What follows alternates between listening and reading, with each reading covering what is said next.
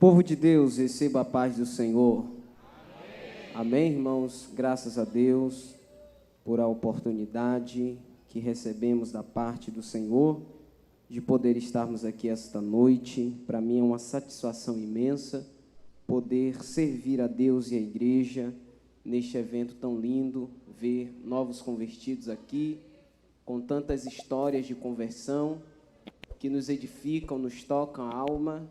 E nós lembramos, como já foi dito aqui anteriormente pelos que me antecederam, que todos nós somos um novo convertido. Todo cristão ele passou pela conversão, independente se nasceu em berço evangélico ou se ele conheceu a Cristo estando ainda impiamente, mas todos nós passamos pela fase da conversão. Eu sempre digo que filho de crente não é crente, ele precisa se converter, assim como eu, aos 5 anos de idade, entreguei a minha vida a Jesus, assim também eu ensino a todos estes. Amém? Agradeço a Deus pela vida do nosso pastor presidente, que tem nos confiado mais uma vez essa tribuna para ficar de pé diante da igreja para pregoar a santa palavra do Senhor, a toda a liderança dos novos convertidos, que o Senhor continue abençoando e prolongando as suas fronteiras. Vamos à palavra de Deus, queridos. Vamos meditar. Segunda carta de Paulo aos Coríntios, capítulo de número 5. Nós leremos a partir do verso de número 14.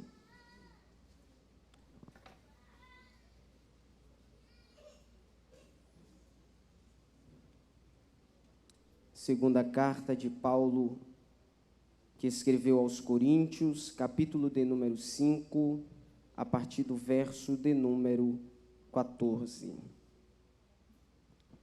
Porque o amor de Cristo nos constrange, porque assim nós julgamos que se um morreu por todos, então todos morreram. E ele morreu por todos, para que os que vivem não vivam daqui em diante para si, mas para aquele que morreu por eles e ressuscitou. Porque daqui em diante sabemos que não somos homens segundo a carne. Sim, embora tenhamos conhecido Cristo segundo a carne, contudo agora já não conhecemos mais. Versículo 18. E todas as coisas são de Deus, o qual nos reconciliou consigo mesmo por Jesus Cristo e nos deu o ministério da reconciliação.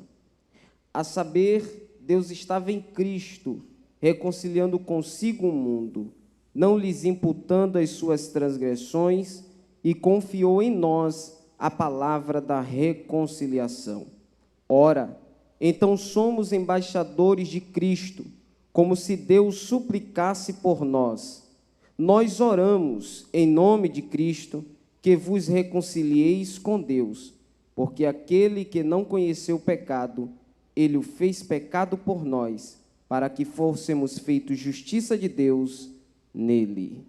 Senhor Deus, eu te peço, Pai, que abençoe a exposição da Tua palavra uma vez mais. Tome o vosso assento em nome de Jesus.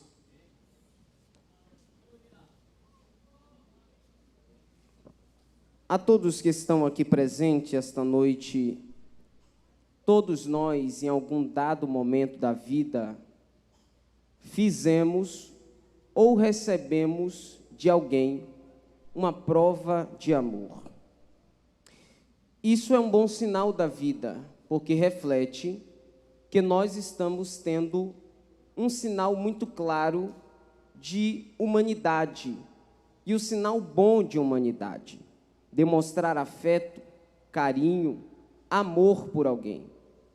E, principalmente, no contexto que nós vivemos de mundo, quando falamos sobre demonstração de amor, estamos falando de algo que, ao contexto atual, é muito desconexo, porque nós vemos um mundo repleto de ódio, um mundo repleto de ira e um mundo sem amor.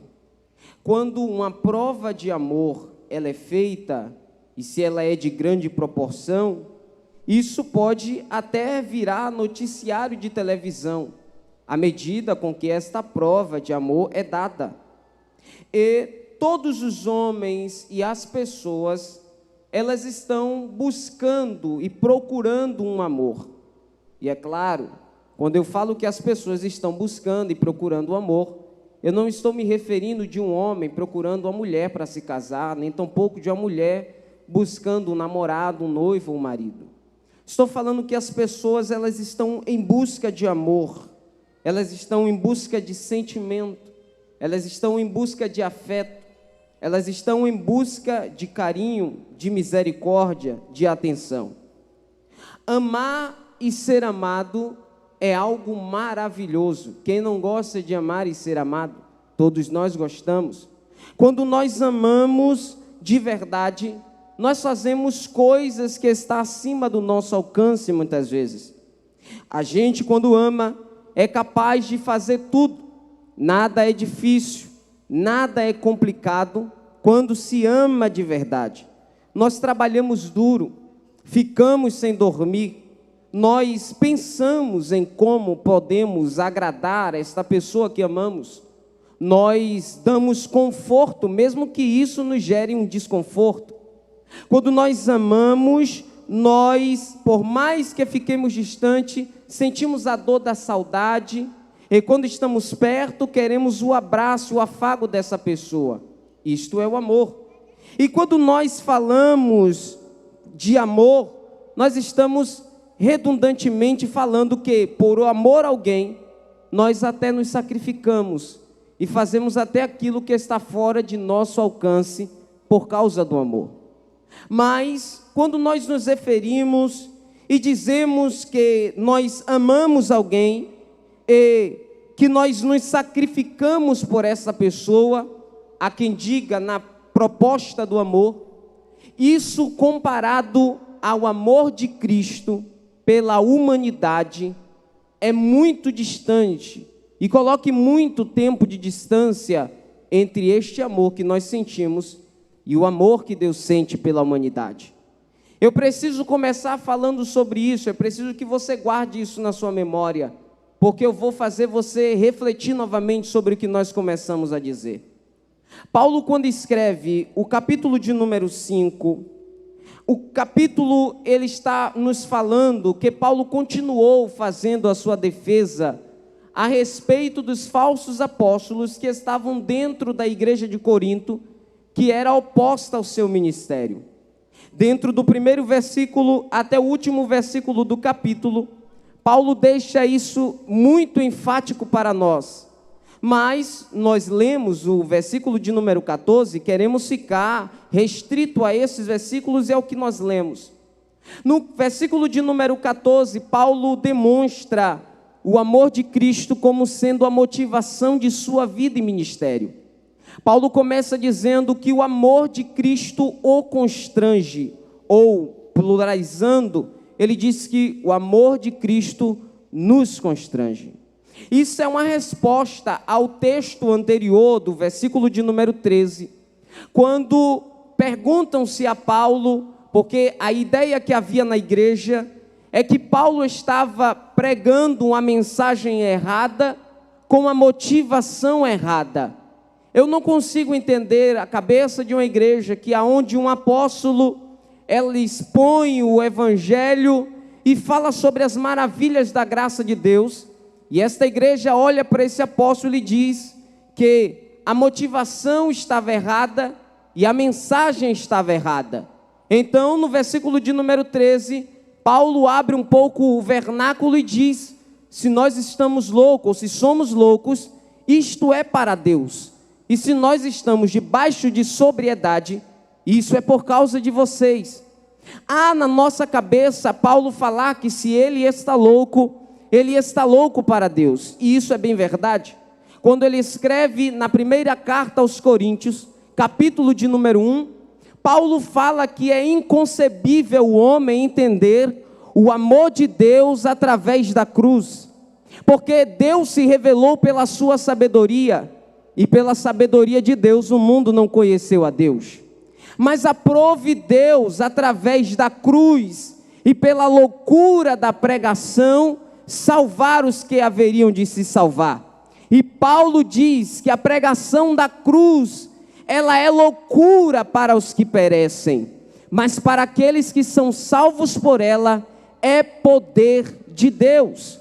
Então o mundo enxerga nós que carregamos a luz e carregamos o Evangelho de Cristo como loucos. Mas se estamos loucos, esta loucura é para Deus, porque aprove Deus, com essa loucura da pregação, nos encontrar no lugar onde estávamos, nos encontrar na sarjeta que habitávamos, e através dessa loucura que é incompreensível na mente dos filósofos, dos intelectuais, Ele nos abraçar e nos trazer para os seus braços e nos apresentar a sua infinita graça. Paulo apresenta o amor de Cristo no versículo de número 14, como a motivação de vida e ministério. Ele fala que o amor de Cristo o motivou a abraçar a nova aliança, o motivou para que ele abraçasse o ministério da reconciliação. Este amor de Cristo é uma pressão constrangedora, ela é objetiva e ela não controla, mas ela é uma ação de Deus para os homens. Este amor de Deus foi constrangedor, que quando Paulo foi abraçado por este amor, no caminho de Damasco, enquanto ele ia para fazer uma miséria contra os cristãos, o amor de Deus o abraçou naquele caminho, o derrubou do cavalo, lhe mostrou a quem ele perseguia, e naquele momento as portas da graça se revelaram na vida de Paulo. E naquele momento, quando Cristo o chamou pelo nome, dizendo: Saulo, Saulo, por que você me persegue? Ele não só descobriu o amor de Deus, ele descobriu o ministério da graça, e ele encontrou uma porta aberta onde Deus tinha um propósito existencial para a vida de Paulo. É quando ele abraça esse ministério, e a fonte dessa pressão motivadora que toma a vida do apóstolo, à medida dele abraçar a graça e abraçar o ministério da reconciliação, não é nada mais, nada menos do que o amor de Cristo sentido na sua vida. Paulo fala que a motivação correta para os atos de uma vida cristã é o amor a Deus e não o dever. Deus não obriga que você o ame, Deus não lhe pede que você o ame, porque o amor de Deus é algo que é sentido, e como retribuição a essa graça que nasce de dentro do nosso interior, nós não sentimos a obrigação de seguir a Cristo, nós não sentimos a obrigação de cultuá-lo, nós não sentimos obrigação de glorificá-lo. É quando o amor de Deus bate em nós e nós sentimos a carga do amor, e por gratidão por olhar o nosso passado, nós caímos aos seus pés como pecadores, olhamos para Ele e dizemos: não merecemos a sua graça, não merecemos o seu amor, então como gratidão eu entrego a minha vida e te sigo. O amor torna mais fácil a obediência. João 14, verso de número 15. O amor torna mais fácil a obediência, porque o prazer do amor está em fazer aquilo que agrada ao seu amado. Agora nós podemos entender, e vamos caminhar para que nós entendamos por que Paulo fala que o amor de Deus é constrangedor, e que amor constrangedor é esse. Primeiro, versículo de número 15. Cristo morreu para que nós vivêssemos para Ele. A morte de Cristo no Calvário é a nossa vida. Na morte de Cristo, Ele morreu a nossa morte. Quando Cristo está no Calvário pendurado, Cristo está no nosso lugar. A cruz não era para Ele, a cruz era para nós. Ele assumiu o estágio natural de carregar a podridão dos nossos pecados. Ele subiu naquela cruz, e diante da sua morte, Ele morre para que a gente viva. Assim está escrito: a alma que pecar, esta morrerá. Éramos nós que deveríamos carregar aquele madeiro. Éramos nós que deveríamos subir ao Gólgota, carregando uma cruz pesada. Mas Ele tomou a nossa cruz, morreu a nossa morte, para que pudéssemos viver a sua vida. Morreu para que vivêssemos para Ele. Sabe o que é isto, irmão? Isto é salvação. Ao morrer por todos, Jesus agiu como nosso representante. Ele agiu como nosso substituto. É como se nós estivéssemos todos em uma fila, e nessa fila todos nós tivéssemos uma sentença na mão, e lá neste lugar de morte, alguém pegaria a nossa sentença e diria: os seus pecados são tais, você merece isso. Ao ser o nosso representante, Cristo toma a nossa sentença, Ele rasga a nossa sentença, Ele assume o nosso lugar, para que nós pudéssemos viver.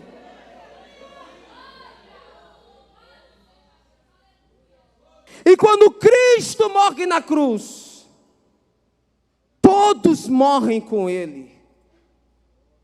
Oh, glória a Jesus! Quando Ele morre, todos nós morremos com Ele.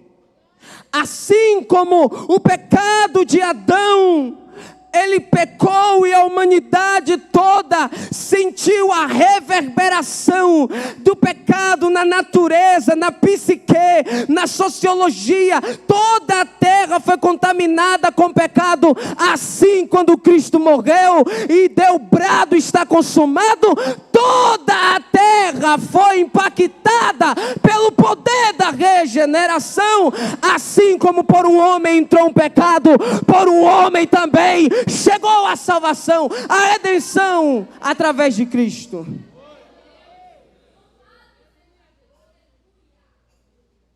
Que Cristo morreu no Calvário é fato, mas que Cristo morreu por todos é evangelho. Cristo morreu por todos nós, isso é um fato, mas que Ele morreu por todos é evangelho. Oh, glória a Deus, eu sinto Jesus aqui esta noite. Sabe por quê, irmão? Quando nós olhamos para o espelho da graça, a única coisa que nós podemos observar é um rosto abatido, um espelho opaco, multidões de pecado, de tristeza, de amargura. Mas ao mesmo tempo, quando o sangue desce no espelho, Jesus aparece dizendo: eu paguei os pecados, eu levei a sua culpa. Ergue o cântico de vitória. A porta da cela foi aberta, você é livre.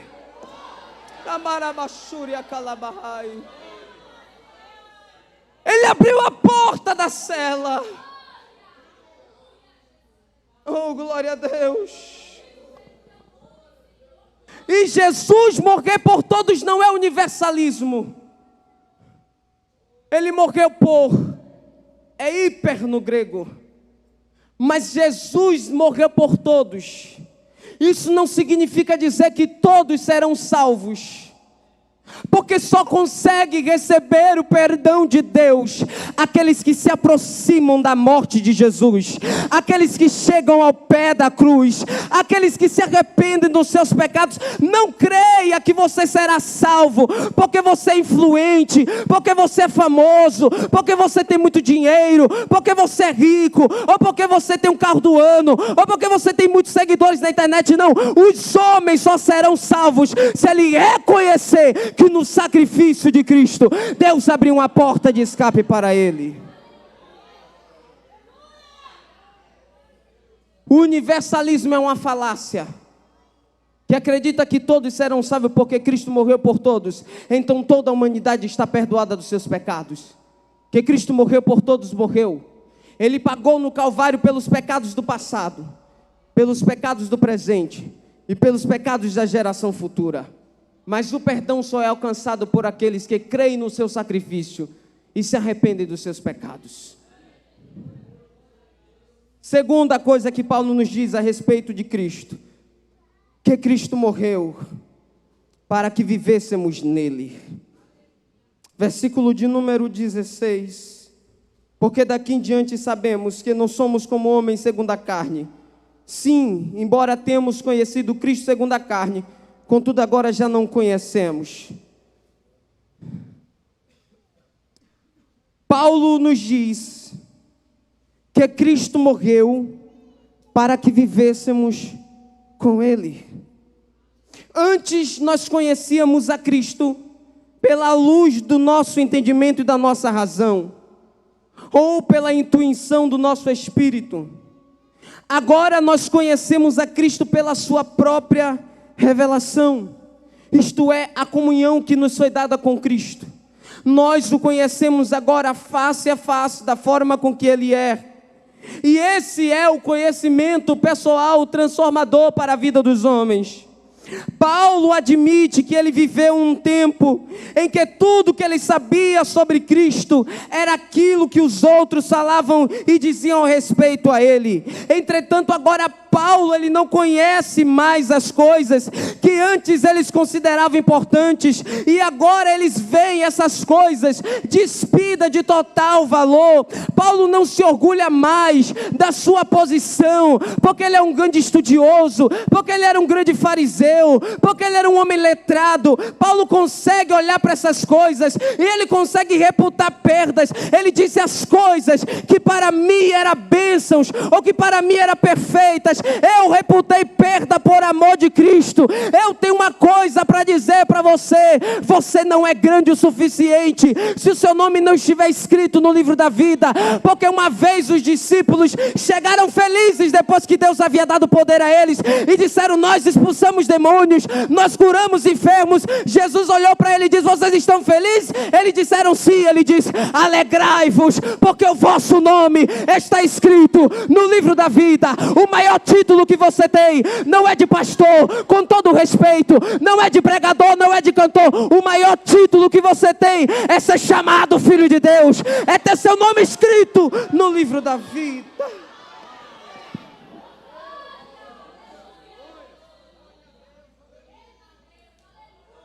As coisas que ele considerava importante, Pedro, ele reputou perda por causa de Cristo. Ele não consegue ver. O Paulo fariseu, ele olha para si, ele só consegue ver a graça. Oh, glória a Deus. Às vezes o céu precisa nos chamar para que a gente olhe para o espelho e veja graça.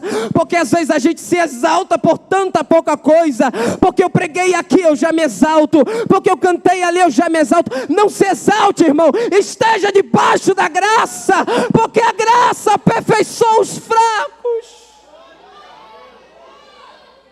Nenhum de nós merece. Nenhum de nós tem merecimento, nenhum de nós tem destaque. Se fosse numa agência e Deus fosse escolher um povo, Ele não escolheria a gente. Mas graças a Deus, que aonde abundou o pecado, superabundou a graça de Deus.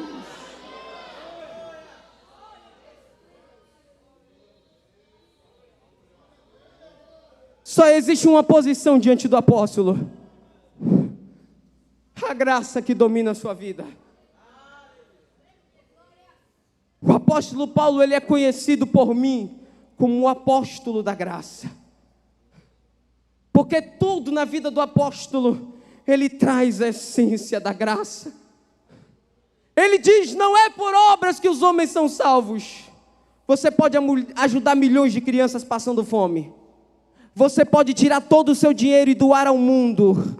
Ainda assim você não é salvo, porque a salvação não vem pelas obras, é mediante a fé.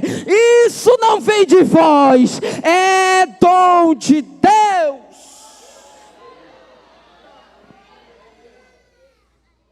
Mediante a isso,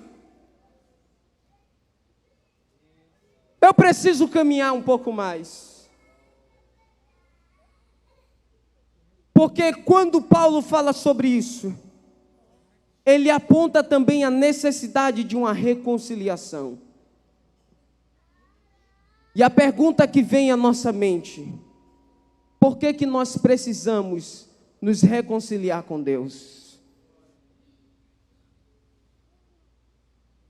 A história da humanidade já registrou para nós muitas tragédias, desastre de proporções gigantescas, mas nenhuma supera a queda dos nossos pais Adão e Eva no Éden. Quando Adão e Eva pecam, ele põe inimizade entre o homem e Deus. Ele põe inimizade entre o homem e o seu próximo. Ele põe inimizade entre o homem e a sua consciência. Ele põe inimizade contra o homem e a natureza.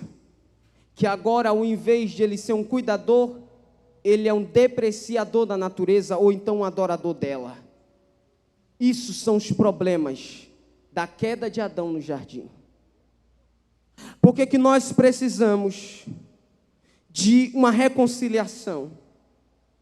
Porque nesse mundo empapuçado de ódio, ferido pelo pecado, distante de Deus, a reconciliação é uma necessidade imperiosa. E a reconciliação é um ultimato de Deus para a humanidade. Paulo escreve dizendo: Deus estava em Cristo, reconciliando consigo o mundo. A palavra no grego é cosmos, mundo. Ele está falando desse artigo que não é definido, e aqui se expressa um sentido abrangente do texto. É claro que Paulo aqui ele não está falando do universalismo, mas ele está falando que o amor de Cristo se estende tanto de judeus a gentios em toda a face da terra. Mas a pergunta imposta é: por que que nós necessitamos de uma reconciliação com Deus? Primeiro, o homem precisa reconciliar-se com Deus, porque o pecado o afasta de Deus. A Bíblia diz, profeta Isaías escrevendo, capítulo 59, verso 2, que os nossos pecados fazem inimizade e afasta a presença de Deus de nós. A minha mão não está encolhida para que não possa salvar, nem os meus ouvidos agravados para que não possa ouvir. Portanto, os vossos pecados fazem separação. É isso que o profeta escreve: os vossos pecados fazem separação de mim e vocês. Mas à frente, a palavra de Deus narra, Romanos 3, 23, todos pecaram e destituídos foram da glória de Deus. O pecado gera inimizade entre o homem e Deus. Deus, ele não se revela no homem com o pecado. O maior inimigo de Deus não é Satanás. O maior inimigo de Deus é o pecado. O maior inimigo de Deus não somos nós, é o pecado. Mas porque o pecado entrou em nós, nós nos tornamos inimigos de Deus. Você lembra que no começo eu falei que amar e ser amado é bom? E é fácil, não é? Difícil é você amar teu inimigo. Quer uma deixa? Deus nos amou sendo nós ainda pecadores, inimigos dele. Oh, glória a Deus! Tudo que Deus queria quando olhava para nós era nos exterminar desta terra. Tudo que Deus queria era nos afastar, porque o pecado colocava um véu, colocava uma barreira, mas o amor de Deus ultrapassava essas barreiras. Ele queria de alguma forma se relacionar com os homens. Adão pecou, ele encontrou Abel. Abel pecou, ele encontrou Sete, encontrou Noé, encontrou Abraão, e ele encontrou você naquela sarjeta, porque o amor dele transpõe as barreiras.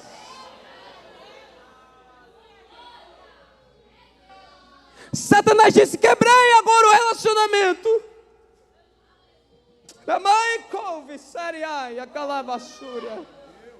quebrei, coloquei uma barreira. Deus está dizendo: eu ultrapasso as barreiras para resgatar aquilo que era meu. Oh, Jesus lindo, eu não sei se você tem alegria para adorar, mas minha alma se alegra, porque eu olho para mim e digo: eu não mereço estar aqui pregando para você, mas a graça dele, a graça dele, a misericórdia dele é a causa de nós não sermos consumidos vivos. Paulo diz que um dia enfrentaremos o julgamento, e diante desse julgamento daremos conta das nossas obras, omissões e palavras.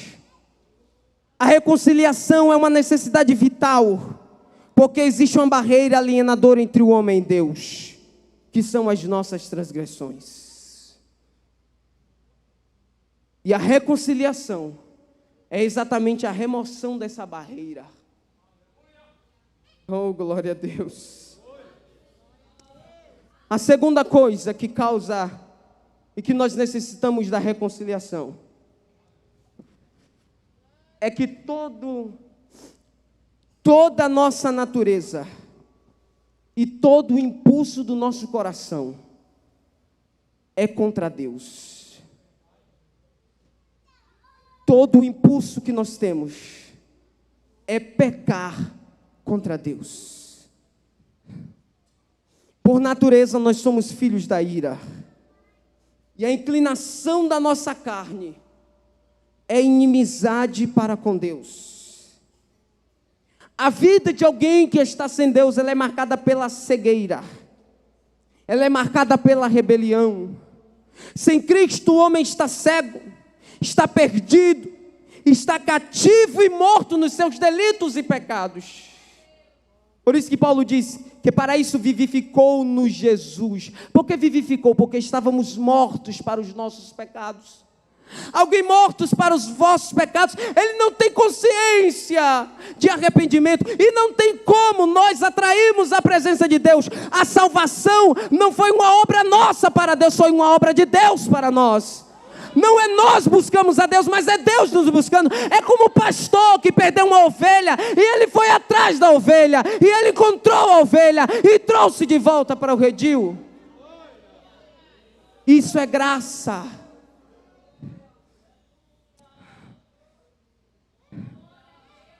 O homem em si está no reino das trevas, nas potestades de Satanás, fazendo a vontade de Satanás.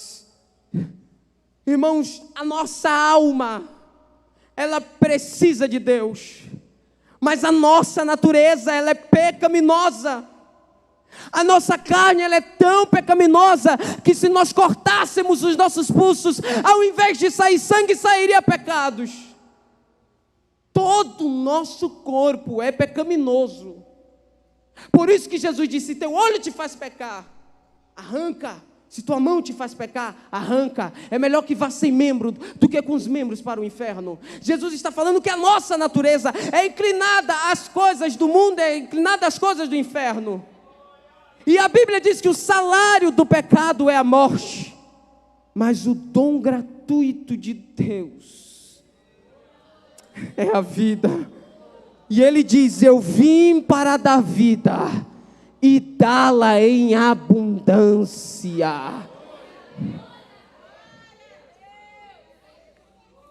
Terceiro, eu já caminho para o final. A reconciliação de Cristo para com a igreja é o resultado. A reconciliação realizada na cruz de Cristo é o resultado e não a causa do amor de Deus. A cruz não é a causa. A cruz é resultado.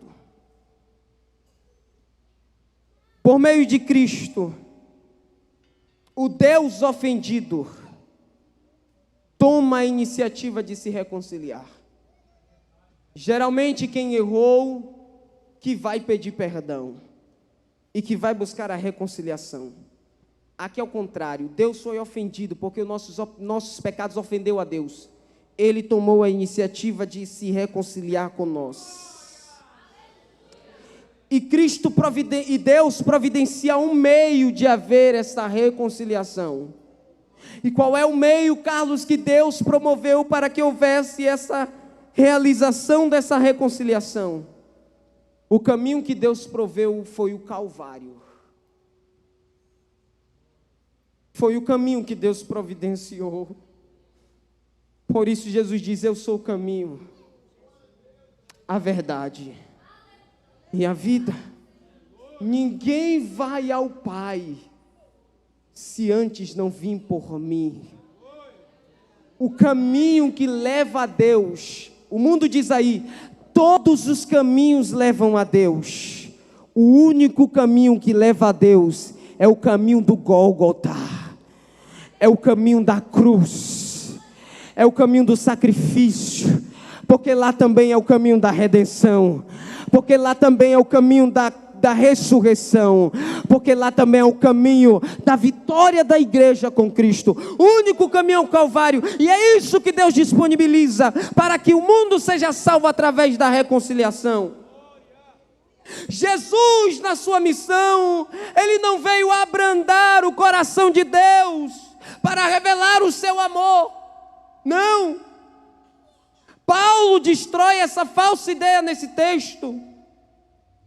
Esse meigo Jesus que se inclinou o coração de um Deus insensível para nós, isso não é bíblico. Não foi Jesus que inclinou o coração de Deus, um coração impiedoso de Deus para nós. A Bíblia diz que Deus já tinha a cruz cravada no seu coração antes que o mundo fosse estabelecido. Ele é o Cordeiro morto antes da fundação dos séculos.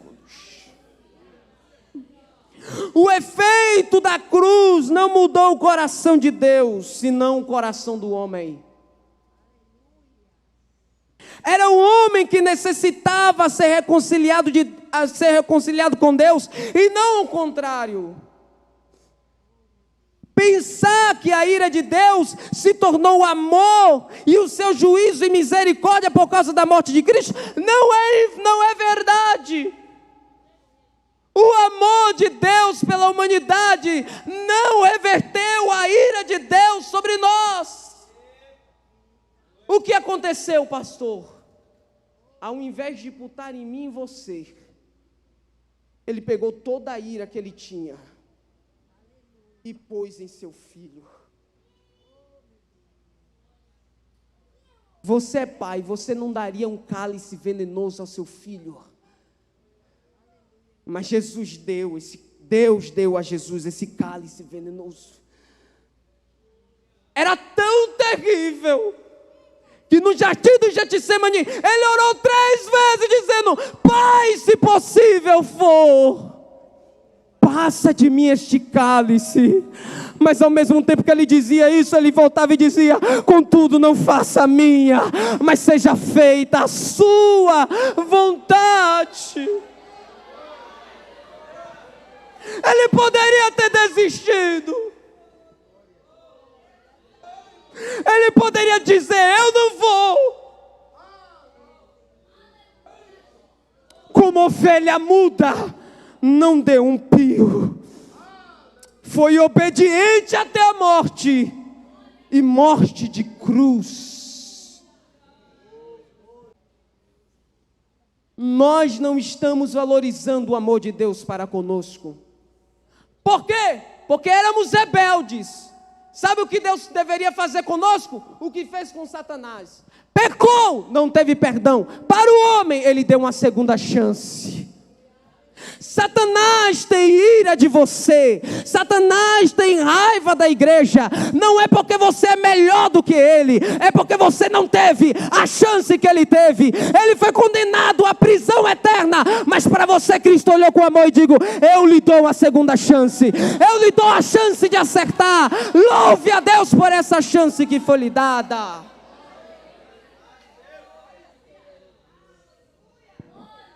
A cruz não é a causa, mas a cruz é o resultado. Eu encerro agora. A Bíblia diz, irmãos, que Ele carregou todos os pecados.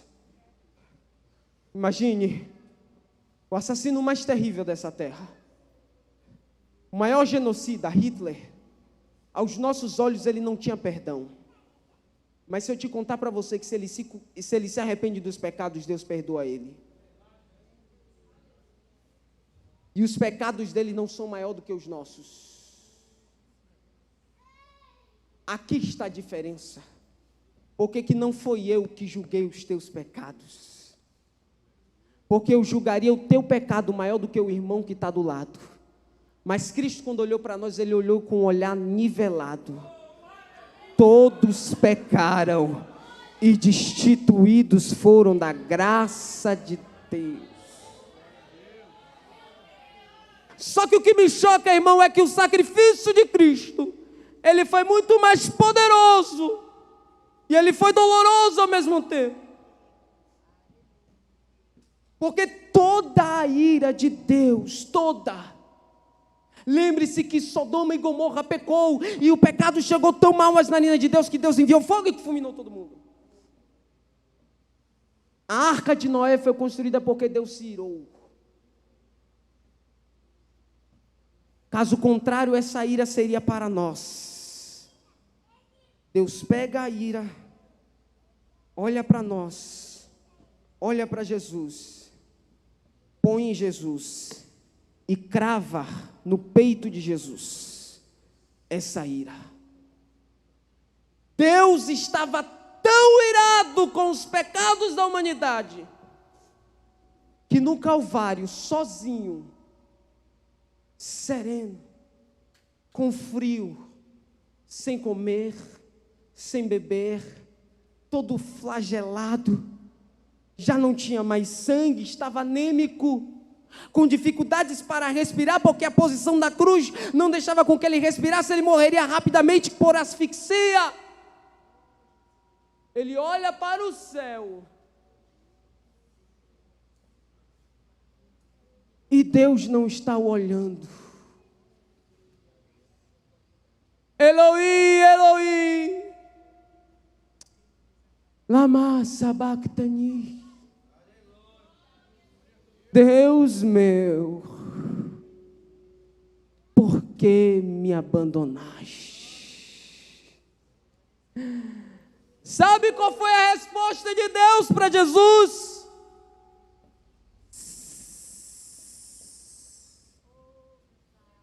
É momento de ira. Salmista Davi escreve, Salmo de número 18: das narinas de Deus saíram fumaça. Ele está virado. Ele não aguentou, Claudemir, ficar no céu, assentado, vendo o seu filho naquele Calvário. Ele panha um querubim, ele monta nas asas do querubim e ele dá um passeio pelo universo. E quando ele dá um passeio pelo universo, o sol vê a sua presença e diz: não posso brilhar diante da presença do Criador. Ele se aproxima da terra, a terra diz: eu não posso ficar de modo estático. A terra tremeu, o sol escondeu o seu rosto, houve escuridão na terra. E ele não desceu da cruz. Arabadagas. Mas lá no Calvário, Cristo grita duas palavras, que aos ouvidos de Satanás é a sua derrotada para sempre. Tetelestai, está consumado. Entregou o seu espírito e fechou os olhos. Deus desceu com a tesoura do céu, rasgou o véu e disse: o caminho está aberto, entra agora. A vida está liberada, a graça está liberada. Você pode cantar.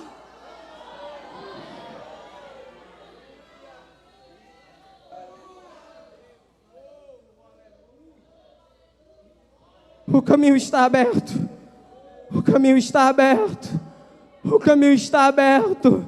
E para entrar no céu, naquele grande dia, Ele nos descobrirá com o selo do Espírito Santo, que foi dado a todos aqueles que creram no seu sacrifício e o receberam no seu coração.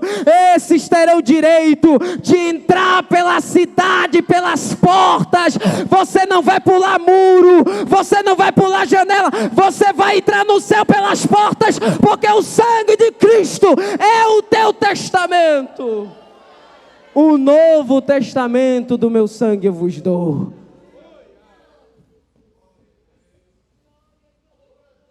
Eu não sei se há alguém descrente aqui essa noite. Paulo diz: nós somos embaixadores de Deus. É como se Deus nos exortasse, ou exortasse através de nós, para que vós, a igreja e os perdidos, vos reconcilieis com Deus. Se hoje a voz do Espírito brada ao teu coração, com esta palavra, você precisa ouvi-la, porque hoje é o dia oportuno para você reconciliar-se com Deus. Hoje a porta da graça está aberta. Se ouvires a voz do Senhor teu Deus, não endureçais o vosso coração. Deus em Cristo continue abençoando a sua igreja, e eu retorno a palavra em nome de Jesus.